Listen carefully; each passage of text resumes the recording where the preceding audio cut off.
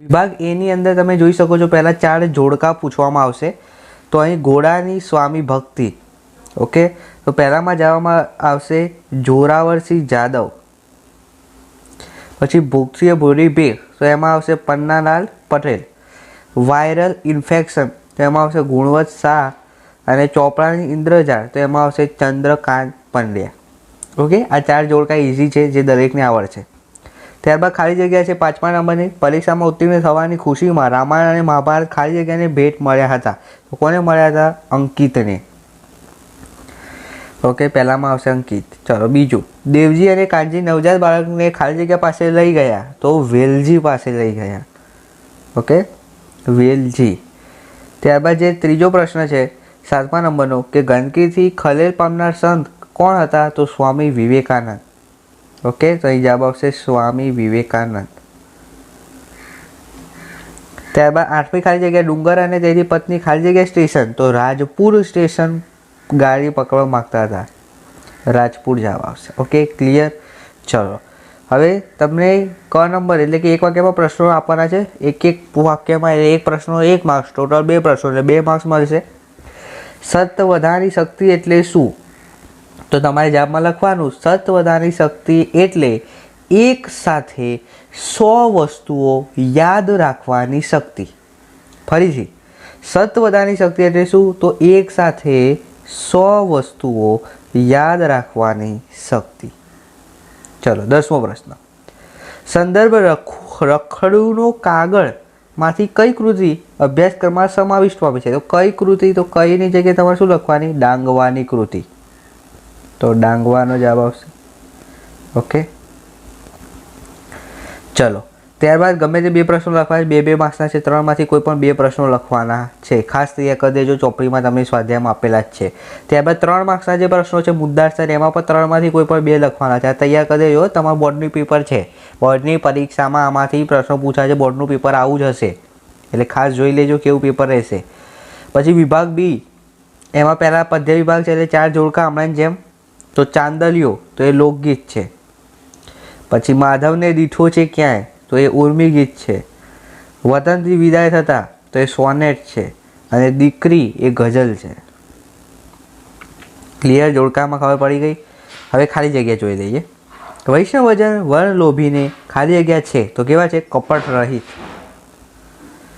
હૈયું ઉજરાય ખાલી જગ્યા ફૂટે, તો શું ફૂટે? રકરસા। ગંગા સતી ખાલી જગ્યા માર્ગે આગળ વધેલા હતા, કયા માર્ગે? ભક્તિ માર્ગે। અને છેલ્લું, કવિ રાજેન્દ્ર શાહના મતે આપણી વ્યથા બીજાનું મન કેવી હોવી જોઈએ? તો આનંદની કથા હોઈ શકે। ખબર પડી ગઈ। હવે એક વાક્યમાં પ્રશ્નોના જવાબ આપવાના છે કે કવિની દ્રષ્ટિએ ભરવાળો મુગટ એટલે કેવું મુગટ? તો લખવાનું, કવિની દ્રષ્ટિએ ભારવાળો મુગટ એટલે જવાબદારીવાળો મુગટ। બરાબર, જવાબદારીવાળો મુગટ। હું તમને આજના વિડીયોમાં જો તમને પેપર સોલ્યુશન બતાવું, નેક્સ્ટ વિડીયોમાં હું તમને કે જે આપણી તમને બોર્ડની પરીક્ષામાં જે તમને પુરવણી આપવામાં આવે છે, એ પુરવણીમાં માહિતી કેવી રીતે ભરવાની, પ્રશ્નોના જવાબ કેવી રીતે લખવાના, એ બધી માહિતી તમને શીખવાડશે। એટલે ખાસ આજનો વિડીયો તમે બધું યાદ રાખો, પ્રશ્નોના જવાબ, બીજા વિડીયોમાં તમને કેવી રીતે પેપર લખવું તેની પણ માહિતી આપવામાં આવશે। એટલે ખાસ આ વિડીયો ત્યાં સુધી જોજો, અને વ્યાકરણ વિભાગ તો ખાસ જોજો વિદ્યાર્થી મિત્રો। ઓકે, ચલો આમાં ખબર પડી ગઈ। હવે આમાં ગમે તે 2 પ્રશ્નો લખવાના છે, બરાબર, અને આમાં ઓકે, આજે હું એવું ગુજરાતી ગીતમાં મૌન માટે ગાંધીજી તેના સરદારને શા માટે યાદ કર્યા છે? તો શા માટે? તો પડકાર માટે, પડકાર। ઓકે, 2 ગુણના 3 ગુણના પ્રશ્નો છે। ત્યારબાદ વિભાગ સી, હવે ખાસ જુઓ વ્યાકરણ વિભાગ। ચલો, જોડણી, તો સુરક્ષિત, તો સાચી જોડણી આ થશે। ખાસ જોજો, આ બેઠા પ્રશ્નો આવશે વ્યાકરણના। કુલદીપક, તો કુલદીપક માટે કયું આવશે? આ વાળું આવે, કુલ દીપક, તો આ ક્યાં છે? તો આપણું બીજા નંબરનું। ઓકે, ચલો તમને આવી રીતે પરીક્ષામાં ઓપ્શન આપવામાં આવશે। હવે જોડણી જોડવાની છે, તદ વત્તા અનુસાર, એટલે તદ અનુસાર, ત્રીજો નંબરનું આવશે। હવે માછીમાર શબ્દનો સમાસ, વિદ્યાર્થી મિત્રો સમાસના 3 પ્રકાર છે, સર્વપદ, એકપદ અને અન્ય પદ। સર્વપદમાં આવે દ્વંદ્વ સમાસ। દ્વંદ્વ સમાસમાં યાદ રાખવાનું દ્વંદ્વ સમાસ જે છે એમાં જો તમને વાક્યમાં અને, કે, અથવા આવા શબ્દો દેખાતા હોય તો આખો બંધ કરીને લખી દેવાનું કે દ્વંદ્વ સમાસ છે. દીર્ઘુ સમાસ ક્યારે આવે? તો દીર્ઘુ સમાસમાં સંખ્યા આવે ત્યારે દીર્ઘુ સમાસ આવે. બરાબર, એવું તમને વ્યાકરણ જ્યારે જ ભણાવીશ ત્યારે ડીપમાં સમજાવીશ. પણ આજે તમે જો માછીમાર છે તો માછીમાર એ કેવું સમાસ છે? દ્વંદ્વ સમાસ તો નથી, કારણ કે માછીમારમાં અને, કે, અથવા આવતું નથી. બહુવ્રીહી સમાસ ક્યારે હોય? તો જ્યારે તમે વાક્યનો વિગ્રહ કરો ત્યારે તે આવે, અને આમાં માછીમારમાં વિગ્રહ આવતો નથી. બરાબર, વિગ્રહ તે નથી આવ્યો, એટલે આ કેવો સમાસ લખીશું આપણે? ઉપપદ. તો જવાબમાં આવશે ઉપપદ. ચલો, ત્યારબાદ વિદ્યાર્થી મિત્રો જોડણી ભેદ અર્થ ભેદ કરવાનો છે. તો માંદા, હવે તમે એ જુઓ, આ માદા લખ્યું અને મા ઉપર ટપકું કર્યું એટલે માંદા થઈ ગયું. હવે માદા એટલે બીમારીવાળું, ખબર પડે છે? માદા એટલે સ્ત્રી જાત. જો ટપકું હોય ઉપર તો એ માંદા કહેવાય, એટલે બીમાર. એટલે ટપકું છે તો બીમાર.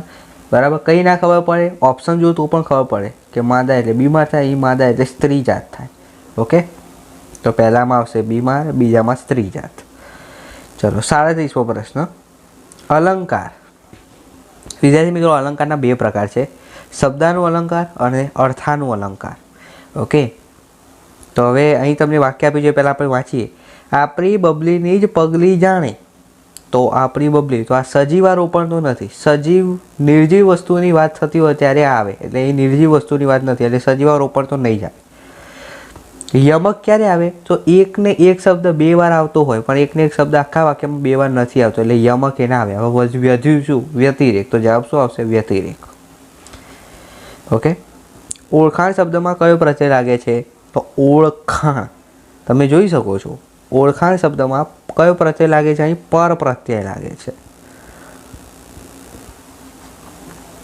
ઓકે, સમાનાર્થી શબ્દ નિંદા. તો નિંદાનું શું થશે? વગોવણી. નિંદા કરવી, વગોવણી કરવી. કૂપ, તો કૂપનું થશે કૂવો. હવે બાજરી સંજ્ઞા માટે યોગ્ય વિકલ્પ પસંદ કરો. તો બાજરી શું છે? તો ભાવ છે, વ્યક્તિ છે? ના. શું છે? દ્રવ્ય છે, વસ્તુ છે, એટલે દ્રવ્યવાચક જવાબ આવશે. હવે રૂઢિપ્રયોગનો અર્થ આપવાનો છે. કાંઠે પ્રાણ આવવા એટલે મરવાની તૈયારી થવી. મરવાની તૈયારી થવી. ત્યારબાદ બાવાના બે બગડવા એટલે શું આવશે? બંને બાજુથી પરિસ્થિતિ બગડવી. બંને બાજુથી પરિસ્થિતિ બગડવી. માણસની અવર જવર વિનાનું, તો એ કેવું કહેવાય? વિઝન. શુષ્ક, તો એનો વિરોધી શબ્દ થશે આદ્ર. પછી તમે જોઈ શકો છો કર્તરી, કર્મણી અને પ્રેરક, આ ત્રણ વસ્તુ યાદ આવજો. કર્તરી એટલે કર્તા પોતે કામ કરતો હોય. કર્મણી એટલે શું? તો કર્તાથી શબ્દ આવે તો એ કર્મણી. અને પ્રેરક એટલે શું? તો કોઈના જોડે કામ કરાવે. દાખલા તરીકે હું મારા વિદ્યાર્થીઓને લખાવું છું તો એ પ્રેરક વાક્ય થયું. ખબર પડી ગઈ? તો હવે એના પરથી તમને આઈડિયા આવી જશે. તમે જુઓ, અહીં તમને શું કીધું છે? કર્મણીમાં ફેરવો કે નિશ્ચિત નિયમિત પ્રાર્થના કરે છે. તો કર્મણી છે એટલે શું આવશે? નિશ્ચિતથી. નિશ્ચિતથી લગાવી દેવાનો. નિયમિત પ્રાર્થના કરાય છે. કરાય છે. નિશ્ચિતથી નિયમિત પ્રાર્થના કરાય છે. આ રીતે વાક્ય થશે. હવે તળપદા શબ્દ છે લગન, એટલે શું થશે? લાગણી. ઓકે, નીચેના વાક્યમાંથી વિશેષણ શોધો. હવે વિશેષણ તો આવડે આપણને. હર્ષિદાબેન સુંદર અક્ષરે. હવે હર્ષિદાબેન ક્રિયા શું કરે છે? નિબંધ લખે છે, પણ કેવા અક્ષરથી? સુંદર. તો અહીં સુંદર એ તમારું શું થયું? વિશેષણ. સુંદર એ તમારું વિશેષણ. હવે ક્રિયા વિશેષણ. તો સુરેશભાઈ કૃતિ સમજાવતા વ્યાકરણ, એટલે સુરેશભાઈ શું કરે છે? વ્યાકરણ તો શીખવાડે છે, પણ કેવું શીખવાડે છે? સમજાવતા. તો આ સમજાવતા એ તમારું ક્રિયા વિશેષણ. ચલો, હવે વિદ્યાર્થીના તમારે ધ્વનિ છૂટા પાડવા. ત્યારબાદ પ્રેરક વાક્ય બનાવવાનું છે. બાબુભાઈ ટાઈમ ટેબલ બનાવે છે. તો તમારે, મેં તમને કીધું પ્રેરક એટલે પોતે કામ ના કરે, બીજા જોડે કામ કરે. તો તમારે લખાવાનું કે બાબુભાઈ બાબુભાઈ ટાઈમ ટેબલ બનાવડાવે છે. બનાવે છે નહીં, તમારે શું લખવાનું? બનાવડાવે છે. બનાવડાવે છે, બસ આટલું લખો એટલે તમારું 1 માર્ક્સ મળી જાય. પોતે કામ નથી કરતા, બીજા જોડે કરાવે છે. ઓકે, હવે છંદ. તો અહીંયા જુઓ, છંદ વિદ્યાર્થી મિત્રો, તમારે છંદ માટે જે છે એ પહેલાં તો સંપૂર્ણ માહિતી હોવી જોઈએ. અહીંયા કયો છંદ આવશે એવું તમને આપી દઉં. રોમે રોમે વિરહ ભયની વેદનાથી વળે છે.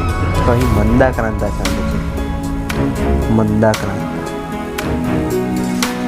હવે 13 માત્રા અને 11. તો અક્ષરમેળ છંદ અને માત્રામેળ છંદ. માત્રામેળની અંદર 5 છંદ છે. માત્રામેળમાં ચોપાઈ, દોહરા, હરિગીત, બરાબર, ચોપાઈ, દોહરા, હરિગીત. ત્યારબાદ બીજા 2 છે, પણ આની અંદર જુઓ, ચોપાઈમાં કેટલી માત્રા હોય તો તમને ખબર હોવી જોઈએ, 15 માત્રા હોય.